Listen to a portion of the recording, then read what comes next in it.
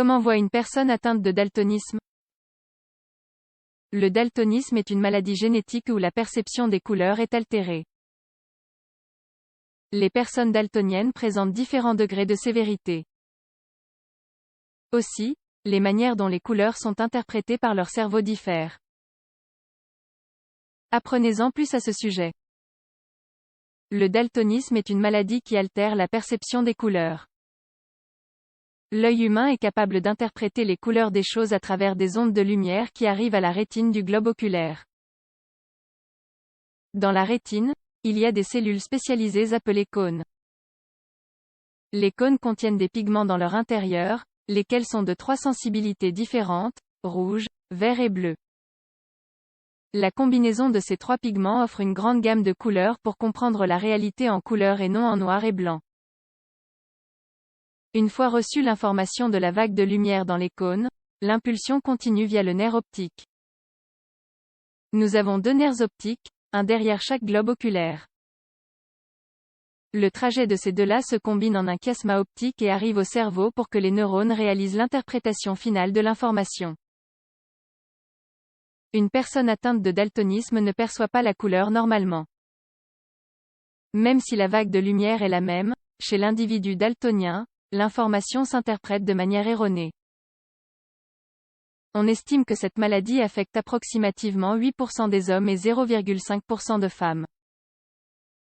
Qu'est-ce que le daltonisme? Le trouble connu comme daltonisme est une maladie génétique. Elle se transmet comme un héritage dans le chromosome X, qui est l'un des chromosomes sexuels.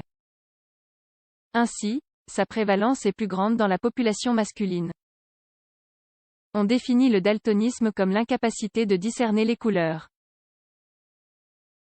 Dans cette définition, on inclut de nombreuses variantes de la maladie, depuis de légers changements de gamme qui s'avèrent quasi imperceptibles, jusqu'à un changement de couleur pour une autre.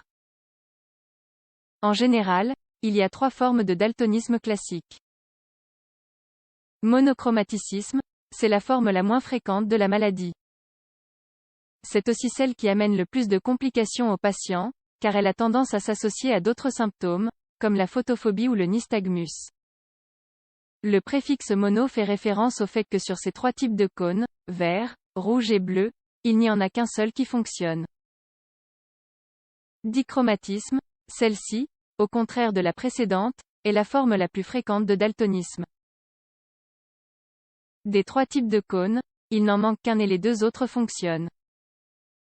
Dans le dichromatisme, il y a 3 variantes supplémentaires, selon la couleur qui ne se perçoit pas.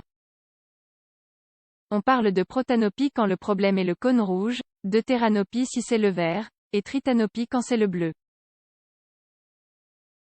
Trichromatisme, c'est le cas dans lequel tous les cônes fonctionnent, mais on enregistre des altérations dans certains cas isolés, affectant des sensibilités basses de différence de couleur.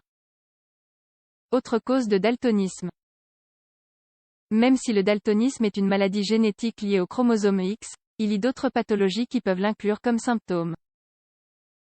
Entre ces maladies il y a cataracte. La cataracte est l'opacité qui se produit dans le cristallin du globe oculaire.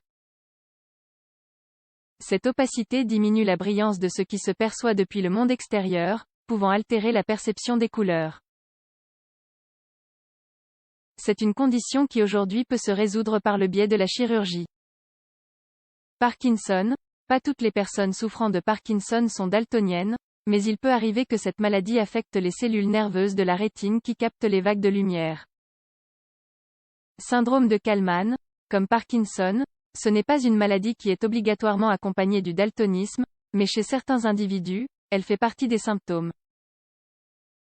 Dans le syndrome de Kallmann, le problème central vient de la glande pituitaire. Maladie de Leber. C'est une neuropathie optique qui se transmet par héritage génétique. Les couleurs les plus touchées sont le vert et le rouge. Médicaments. Le daltonisme peut être un effet secondaire médicamenteux. Le médicament qui a été le plus associé à ce problème est la thiagabine, employée dans le traitement de l'épilepsie. Quand le médicament n'est plus consommé, les patients récupèrent une vision normale. Comment voit un daltonien? Il faut souligner que la personne daltonienne ne voit pas en ton de gris, ni en noir et blanc. Elle peut par contre percevoir une désaturation des tons. Il existe aussi une confusion des couleurs, qui se comprend comme confusion pour le reste des individus qui n'ont pas d'altération dans les cônes. Cependant, pour le daltonien il n'y a pas de confusion, mais plutôt une manière d'interpréter les couleurs. La personne a toujours vu le monde de cette manière, peut-être même depuis sa naissance, et celle-ci est sa perception de la réalité. Les tests qui se réalisent dans les cabinets d'ophtalmologie pour le diagnostic sont nombreux et subjectifs. Le patient doit raconter ce qu'il voit et les couleurs qu'il considère qu'il perçoit pour qu'on le compare avec ce que l'on appelle la normalité. L'examen le plus connu est le test de Ishihara, fait de cartes avec des numéros formés par cercles de couleurs. Les différences de couleurs entre les ronds sont légères, et on présume qu'un daltonien aura de sérieuses difficultés à faire la distinction entre les bords. Que se passe-t-il si je pense être daltonien? Si vous pensez que vous pouvez éventuellement souffrir de daltonisme, il est important de consulter un ophtalmologue. Le médecin réalisera les examens adéquats et déterminera si vous souffrez d'une altération dans la perception des couleurs. En général, il n'y a pas de quoi s'inquiéter. La majorité des daltoniens mènent une vie normale.